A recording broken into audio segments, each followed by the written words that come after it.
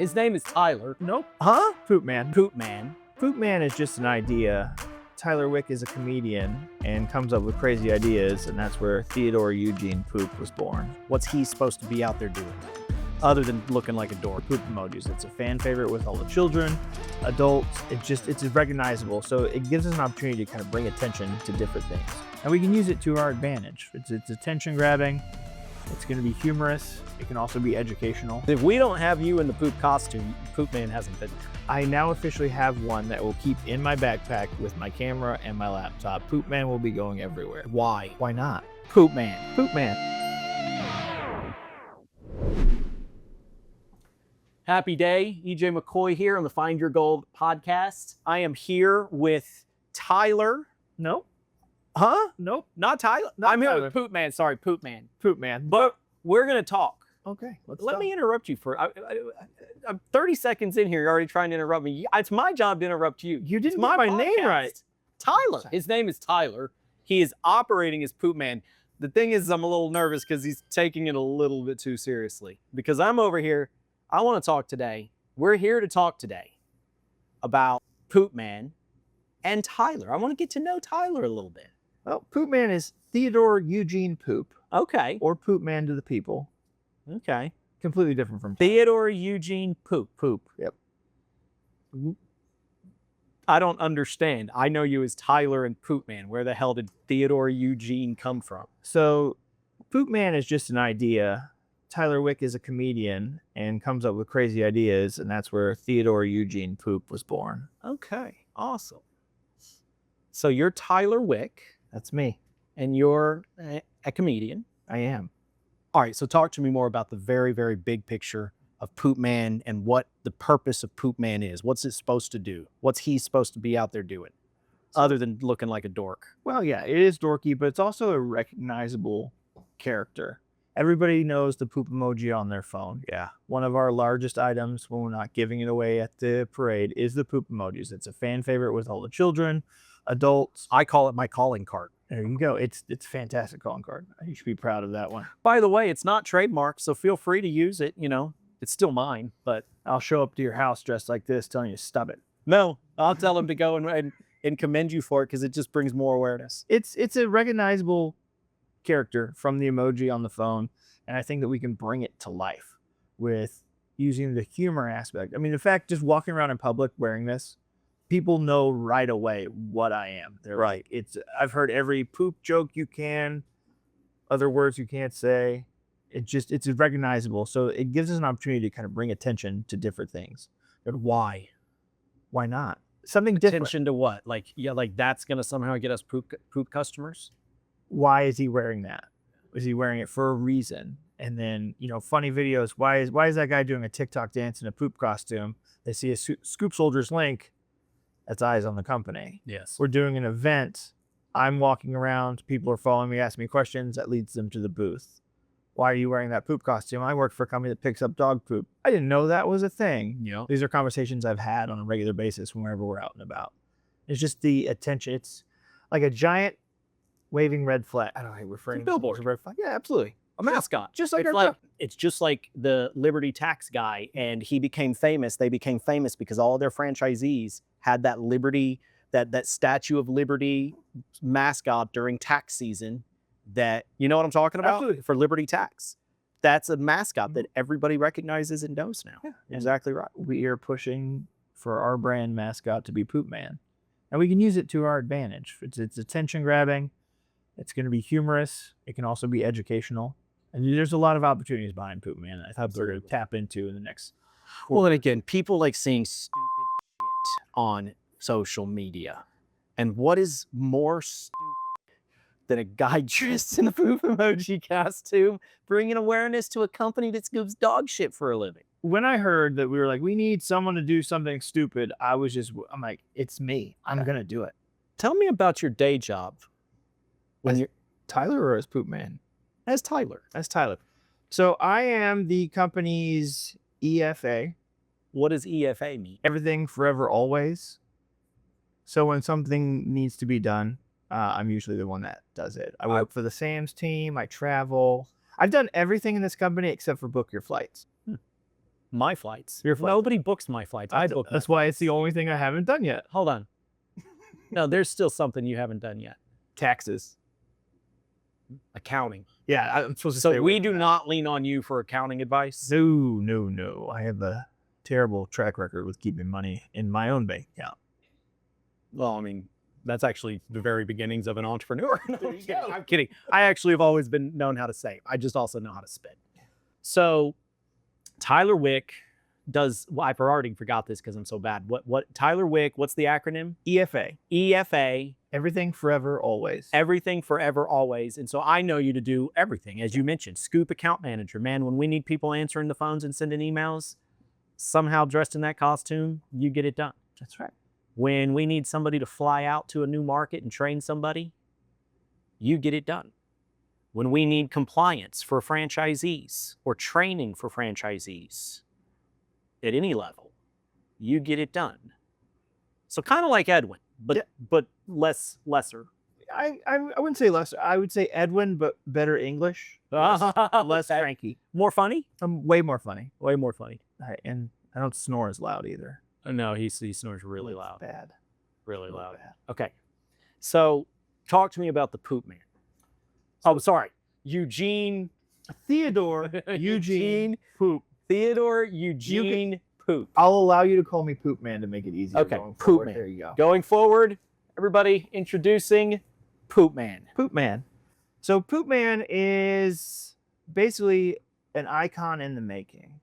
We are going to use Poop Man to set our company apart from all other companies, using me for promotional purposes. Like, even apart from like Tesla or Microsoft. They're not in the poop game. This Oh, is so one it's for the like only poop game. So we're going to set ourselves apart by Poop Man. Eventually, we Man, will that get to sounds the- ambitious. It's what we're gonna do. We're gonna do a media blitz, funny videos, informational videos, Poop Man around the United States.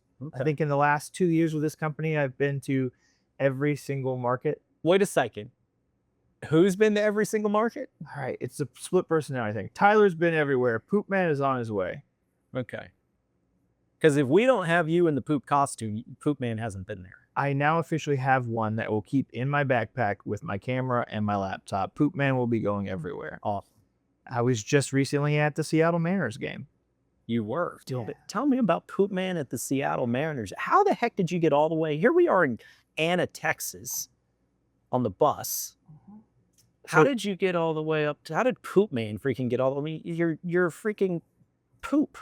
Well, me and Edwin were on our way to do compliance checks in Seattle. Unfortunately, we had a little emergency and I had to stay in Seattle. So as a thank you to the employee we had there, we took the one employee to the Mariners game. I thought it would be funny to have the costume with us to try to get on the big screen. Fortunately, it was their Bark in the Park night, which we had no idea when we showed up. So you just got lucky that it's Bark in the Park night. And we got Scoop Soldiers, Poop Man there. That's right. Poop Man, we gave away several business cards, took a lot of pictures with the fans, gave away some poop emojis. Not anywhere near what we gave away in the St. Patrick's Day parade, but we gave away like... Good. Glad to hear that. I don't think I can afford. I wouldn't be Pet Waste Millionaire anymore if we gave so many away. See, that was Leprechaun, Tyler. Completely separate from Poop Man. Oh, so I can't yell at Poop Man for that? Is that what you're saying? here's the thing. Leprechaun? I gotta wait till next year when Depending Leprechaun on Tyler what comes out. costume I am is based on what trouble I'm going to get in. All right, well, I'm gonna schedule for you to get into the Leprechaun costume next week so that we can have a further discussion about the food. No, I'm kidding. I'll accept it as long as Leprechaun Ryan is there. Ryan's a franchisee. I can't hold him nearly as accountable. He doesn't work for me. Also, I just want to take a moment and say, when he blamed me and said I was in charge, when have I ever been in charge of? Who blamed you? In the video, whenever he came in the office, Right. you and Josh Yeah. mentioned that we gave away too much, and you said something to him, and he goes, Tyler was in charge. When have I ever been in charge of something that large? I mean, you were the one dressed as a leprechaun, and I it was St. Patrick's Day. It's natural for him to believe that you were the one in charge. You were the one with the microphone. True. You were leading the fun. I was leaving. Wow, you were really prosecuting yourself, and I didn't even really mean for you to do that. Okay, I guess I will accept some responsibility. I think really we weren't given enough guidelines on what we weren't supposed to give away. So you're saying it was a failure of leadership? I think it was a mixed bag of. It was a failure of communication. Yeah, we can blame Josh, which we could actually generally always blame failure of communication on leadership. Right. Right. That's the general rule of thumb. So at the end of the day, you're saying it was actually mine and Josh's fault. A little bit. I also accept responsibility because I don't know if you saw the video of me throwing them by the handfuls. I saw it. That's what I'm picturing is you're saying it was Josh and I's fault. That was another LeBron James moment. The people loved it. Oh, good, good. All I saw was $, $. Yeah, well, it was fun. It was a lot of fun. Don't do it again. I won't. We're not going back next year. No, we're not doing that. We'll figure out something else to do. Something else. Okay. We've learned a lot of lessons the last 18 months as we've developed Poop Man. And as you put it, you are now the official Poop Man going forward. I'm the original Poop Man going forward. The original Poop Man going forward. The one and only. And it's Theodore. I'm terrible with names. Theodore Eugene I'm not going to remember that. I'll never remember that. Poop Man. Okay. So talk to me more about your so far journeys. You're in Seattle, you go to the Mariners game. How was that? And then tell me about other experiences you've had so far as Poop Man and your travels. It was a lot of fun. The week prior, I was in Seattle. I was in Portland with Edwin and the franchise owner, Mark. We were doing the Portland Rose Festival. Poop Man not only got to get out and meet the people, take some pictures, give away some poop emojis, I also snuck on a few rides. So there is footage coming of me riding the rides at the fair. As Poop Man. As Poop Man. Did you get reactions as Poop Man at that fair? I did, quite a bit. I had a backup Poop Man when I got too hot that did not get the reactions that he was hoping for. But apparently Mark as Poop Man is scary enough. Yeah, it seems that way. Tell me more about that. So our franchisee, he puts on Poop Man costume because he wanted to do it. Yeah, he saw how much fun you were having. He wanted to. When you see it, you see the way the kids react, running up, wanting to take pictures. You know, it's something you're like, I'll do my turn. Okay. And I believe he was told no thank you 6 times in a row trying to just give away poop emojis. When you've done events, you know how hard it is to keep those on the table. He literally could not give them away. They were like, they were afraid of him. Thank you. But he does great when he's not in the Poop Man costume. As soon as that costume came off, he was talking to customers. It must be because you were just made to be Poop Man. Sometimes you're just born into character. Yeah. And I was born for the poop life, apparently. Are you proud? I am. You feel honored? It's fun. And like Edwin said, I have no shame. Wearing it at the Mariners game, walking around unprovoked, it doesn't bother me. It's just. I would imagine being a comedian and stand up, like you have to be pretty ready to get like. In fact, I was watching something recently on comedians about how like, and it was, I think it was, what was his name? No, I can't think of his name. Are you smarter than a kindergartner? That guy? No, I'm not sure. Steve Harvey. Okay, it was Steve Harvey. And he's talking about all these famous, all these other famous comedians and how, and he has stories of them getting booed off the stage. And it's like, my goodness, that's fast. I can't imagine ever getting back up there. I usually tell people you learn more from a bad set than you do from a good set. Okay. Doing this job, I have the ability to do open mics around the country at places I wouldn't normally get. And I believe it was my 4th time on stage ever. I was in Orlando scooping, and I happened to be able to go do an open mic. And it's the 4th time ever on stage. I was at a bar downtown on a Friday night. I was 24th on the list, so most of the crowd was drunk. Okay. And so I get up there, fresh-faced. I have 5 minutes. About a minute and a half into it, a fight broke out. If that was to happen now, I'm commentating it. I'm roasting the people in the fight. I'm making fun. I was so nervous and didn't know what to do. I just monotonely read my jokes on the microphone, didn't react to anything. The fight gets broken up. I get to my final joke. A second fight breaks out. I just said my punchline, put the microphone up, and walked straight to the car. What are these people fighting about in the middle of a comedy club? Is that a normal thing when they're fighting? Fights aren't normal. So that was an Orlando thing. It was just Orlando people at a bar, which that does happen sometimes. Okay. And so tell me, so you have done, how many cities have you done? Because that was how long ago you did this when it was your... That was, wow. That would have been January of last year. Did you decide at that time that every state, every market you go to when you're scooping, you're going to go into a comedy club or get yourself signed up? Try, yeah. How many have you done? I've done 6 different states now. 6 states. Getting bigger clubs. Salt Lake City earlier this year, I did Wise Guys, which is the largest comedy club in the state. They actually sell tickets to their open mic, Is that because nobody's funny in Salt Lake City, Utah? These are some of the funniest people I've ever witnessed. I'm just trying to be funny and I'm not. So that's where you go to open mics. You got to practice. They sell tickets to their open mics, and there were 80 people there, which is one of the largest crowds I think I've ever performed in front of. So it was awesome. Are you so do you still get nervous? Oh, absolutely, especially in the bigger crowds. So as you go up, you continue to get nervous. It doesn't get any less. I feel like if you're doing it and you don't get a little bit nervous, it's not fun anymore. Like it's that kind of like that thrill and that rush. I really enjoy that part. That makes sense. Totally makes sense. It's not my thing. I actually prefer to not be in a crowd at all, or to not be in front of a crowd at all. But no, I understand it for sure. Okay, so tell me a time. Have you been booed? You say you learned the most. Oh, absolutely. So give me give me stories of that. Like how do you respond, and like what did you get booed about? Like, so you can't take it personally. This was actually on the road. It was in Seattle. Okay. Which everyone. This was a different Seattle trip. This was a different. This is the first time I performed in Seattle. So this was about a year ago. Okay. I have jokes that work in Oklahoma that I was, you do the same jokes over and over again to kind of tighten them up. Right. And I was about a minute and a half in, and I offended a gentleman in the front row who stood up and called me racist and then walked out. And because you're in Seattle, you're not in Tulsa. Right. And I was also making a joke about my son. And so he called me racist and got up and walked out. And I was so confused. And it kind of took me a few seconds to get back on my feet, but I just completely lost the crowd. They were more shocked that this guy got up and walked away. So I came back the next night and then did just fine. Okay. It's like riding a bike, But that's not a boo. That's a. Oh, it was awkward. I don't know. I think my friends boo me on a regular basis just because we're all a little crazy. So it's your regular place. Yeah. Where you've got your regular friends that are comedians and yourself at that place. When you're standing up in front of them, they will razz you. Oh yeah, absolutely. You turn around and razz. We do it to each other all the time. It's just kind of what we do. But I don't think I've ever been audibly booed. I mean, I like where the crowd boos you. Yeah, I've never done that. Okay. But I mean, I've had some where like you get a flow going and then it just like you just hit like a brick wall and you're like, okay, I'm going to remove that joke from my routine. Got it. But it happens. It's fun. We're a special kind of crazy. Well, tell me a joke, Poop Man. And none of them are appropriate for your podcast. My clean material needs work. So you can't be funny and clean at the same time? I can. I just not off the top. I would see. No. Not unless Jeremy wants to edit it out later. You could come walk. Actually, I can now. I'm actually kind of.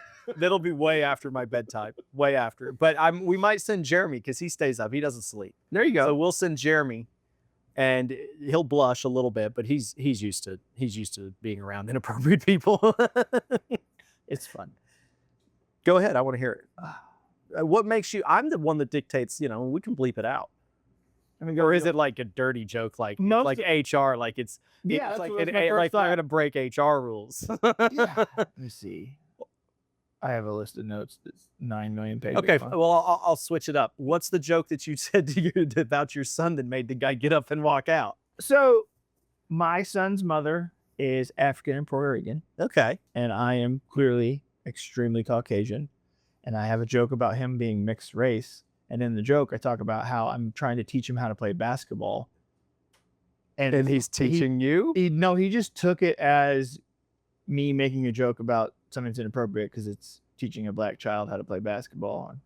Oh, I thought that was going somewhere totally different where he's suddenly no, I didn't even get to the punchline of the joke. And did you give up on the joke? Oh, no, the joke works in Tulsa. Oh, yeah. No, it works just fine. I've done it in you did it the next night in Seattle at the same place. I've done it in Orlando. Did you do it at the same place the next night when you went back? And it was fine.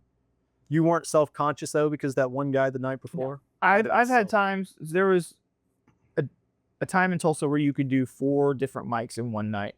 And I've done that before where I've done the same 5 minutes at all 4 spots and got a completely different reaction to each one. And it's a comedian's gym at an open mic. So you do it to get repetition in, help you with your delivery, your timing, and then you can kind of also gauge where the audience is. So what's the play? And I mean, for Tyler, Poop Man is going to become world famous. We talked about that a second ago. But what's the play for Tyler, comedian? It's just long fun. You're just so fun. It's fun. It's not. I don't have the time to put in the necessary work to make something of it. It's just a creative outlet for me. Okay, now let's talk about the time you need to put the work into making Poop Man world famous. So that's done deal. TikTok, Instagram, Facebook, traveling United States. I think we have a Figuring out the science behind when people stop watching and really diving into those details. That's what y'all should be doing in those meetings too, the ones I'm not invited to. We mostly just talk about you. No, you don't. I'm not that important. You're right. I don't even get brought up. We just try to make Ben feel uncomfortable. Ben's mom. Just talk about his mom. You know, Ben's mom is famous on this podcast. Is it really? Yeah, the last time I was on this podcast, I spent the whole time just making fun of Ben's mom. I have to Google Ben's mom. Jeremy and I. I've actually never met Ben's mom. I'm sure she's a lovely lady, but she's famous on the podcast. And now, in that next meeting, that's going to be... I have one thing I want to add to the itinerary. Ben, your mother. Yeah, you should do that. I'm going It'll to. throw him off. But let him know that it came from Kendra, not from me. That'll make it even better. Because Kendra actually is the one that keeps bringing it up. And the reason she brings it up is because her husband watched that episode and he keeps bringing it up to her. Oh, sorry in advance, Ben. Yeah, I'm not sorry, Ben. All right, well, what else, sir? What's going on in your life? What are you up to these days? Me? Yeah, you. Well, I'm doing my best to delegate these things to Poop Man and Kendra. How stressful is it putting together the T-Pig tour realistically? You know, with you, we had that giant meeting when we put it together. Putting it together is not stressful at all. There's no stress involved. Well, whenever we have to change things on the fly and... You know what stresses me out? The unpreparedness. And somewhat lackadaisicalness in that unpreparedness. I think it bothers me a lot less than it bothers Josh. Josh is way more type A than I am. I can jump between the two. I can work well with a type A. I can flip over to a type B. My wife's very... I'm calling type B. I don't even know if that's a thing, but my wife is the opposite of type A. So I can work there and then I can work with type A's because Josh is type A and I actually like working with type A's. So I don't like the unpreparedness. That's the type A in me. But by and large, there's not been a lot of stress because I have fairly low expectations. The way I see the T-Pig tour is it's a very long-term thing and we're just going to keep doing it until we figure it out. We're going to keep pivoting until we figure it out. And the goal continues to be what the goal has always been. Gain awareness for our business, gain awareness for our industry so that we can A, buy businesses and B, find businesses that want to convert to our Scoop Soldiers brand and franchise with us and brand new people that want to be franchisees. And so, yeah, I'm not really usually stressed about what's going on. You don't strike me as a high-stressed individual. No. Josh and I are a completely different story. Josh is a lot more of a little higher end, a higher stress level. Yeah, no doubt. Being able to turn my camera off sometimes in those meetings when he gets on a tirade makes because I'm laughing. Yes. Well, he's hilarious too. Yeah. Yeah. He's more high-strung than me. He's funnier than me. In both of those two things. And then as he's been diagnosed with this cancer, and he had already gotten to this point, but he has very little filter. So he is an HR nightmare. I sorry here. Yeah, he's an HR nightmare, but the first extended amount of time I got to spend with him and get to know him was in Nashville, and we got to know each other very well. That was a lot of fun. He's a fun guy to be around. I'm boring as can be. People don't invite me to parties. Boring. People hope for him to be at their parties. People don't even think about me even if they invited me to their party. So Tyler, on a serious note, talk to me more about your son. His name is Trevor. He's 8 years old. It scares me how smart he already is. Yeah. It's one of those things watching him grow up, and I see a lot of myself in him. There's several times where Scary, like that's the scary part. It is. Where I'm like, why are you so loud? And then we're at a family dinner, and my mom just laughs, and she's like, you're loud. Yeah. Oh yeah, that's my kid for sure. How often do you get to see him? Every other week. Awesome. Especially during the summer. Awesome. I get him for You live close? He lives close to you? Okay. What other stuff you do for fun? Outside of seeing your son, outside of being Poop Man and parascooping all over the country, what do you do for fun? So when I'm at home, it's comedy or hockey. I've been playing hockey my entire life. So I played for a men's league down in Tulsa. Do you play with the same group of guys that you played with? The Jackalopes. The Jackalopes. Jackalopes, yeah. Awesome. That once a year we go down to Kansas City and play in a tournament there. We play What level are you right now? not great, like right in the middle. What would it be called? So we are bronze division. Bronze division. There's 5 different divisions. We're in 3. You're in the 3rd. So what I would know is C League, probably. Right. Yeah, it's the best way. C or B League, depending on how you look at it. Yeah. And I know hockey, and this is actually something that now that you mention it, I remember even from 5 years ago when you started. I remember because Ryan McCoy hired you, right? And Ryan McCoy and I play ice hockey. We didn't really grow up like spending tons and tons of time together as cousins, but one thing we have in common is we both played ice hockey, but we never played together as kids. Really? But we came together as adults, and he started playing on my adult hockey team when I was like 30, and he was probably 25, and he still plays on that team.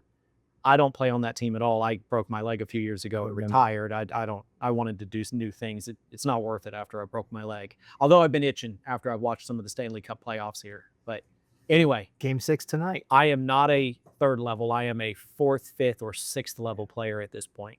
It's pretty bad. That's the other reason I don't really want to play. I used to be a high B level player, took a few years off, and now that I'm old, I can't really. You are from Tulsa? Originally from Texas, actually. How'd you get into ice hockey? Because guys that are our age, you're 40, I'm 40. So we're the same age. Born in 84? 85. I'm born in 84. So same age, basically. How'd you get into hockey in the South at all? So it started with roller hockey, actually. Played roller hockey since 96. Okay. God, it makes me feel so old. So you got into roller hockey in 96? And then I didn't start playing ice until after I graduated high school. Okay. They didn't have ice hockey in high school. They did, but I just had never played before. So I waited until I could play in a men's league. And I still played travel roller hockey at a pretty high level. Okay. So I kind of transitioned. You transitioned. And then roller hockey is not as prominent in Oklahoma as it used to be. Right. So now ice hockey is usually the right option. Yeah, roller hockey fizzled a lot. I feel like as ice hockey came up in the South, roller hockey fizzled. It's making a comeback. They have 4 major tournaments every year. My brother still plays pretty early. So Allen, right down the road from where we're at, where I grew up in the suburbs of Dallas here, there's a outdoor sport court, roller hockey, and they built that 20 years ago, but they built it because the generation, the kids I was around, we all got into hockey together. And they built that sport court just because it was so big in Allen. We come down to Denton every now and then and play tournaments there. Yeah, they've got a big court there. There's actual indoor rink there. Okay. That we do tournaments at sometimes. Awesome. So you switch from roller to ice still and play both? I play roller probably once a year. We have a friend that has a rink in his backyard with sport court lights. Wow. Nice. Yeah. So we play there during the summer sometimes, but it's mainly ice now. But growing up, roller was my favorite way to play. Awesome. Yeah. Okay. So roller hockey, comedy, your son, anything else? Work. That's about it. Work. And you're flexible, man. Absolutely. With your travel schedule. You know where you're going next right now? No idea. Hopefully back home. You have naturally, we've talked a little bit about your history. You've evolved from starting as a technician there in Tulsa and then helping as a parascooper and trainer all over the country and then taking on as part of the T-Pig tour and now going on the road and focusing on these events, but also doing compliance. Like you're made for this. You're made for this. And with your comedian face, and what I mean by that, your funny face. It's a funny face. But no, in all seriousness, you truly are. It's a match made in heaven. It's a blessing that you've been able to grow into this role. I'm really excited about the future of Poop Man and Poop Man's future. 5 years, Theodore Eugene Poop. You read my mind. Theodore Eugene Poop. 5 years ago, if you had told me I'd be sitting on this bus doing this right now, I would have been like, no, I'm just picking up dog poop out of the yard. It's amazing to see where you can actually grow with this guy. Absolutely. I think that's a good way to end it. So everybody, Theodore Eugene. I'm terrible with names. That's my actual middle name. Theodore Eugene Poop, i.e. Poop Man. Find Your Gold podcast, everybody. This is inspiring entrepreneurship. This is the best way to do it. Make it a great day.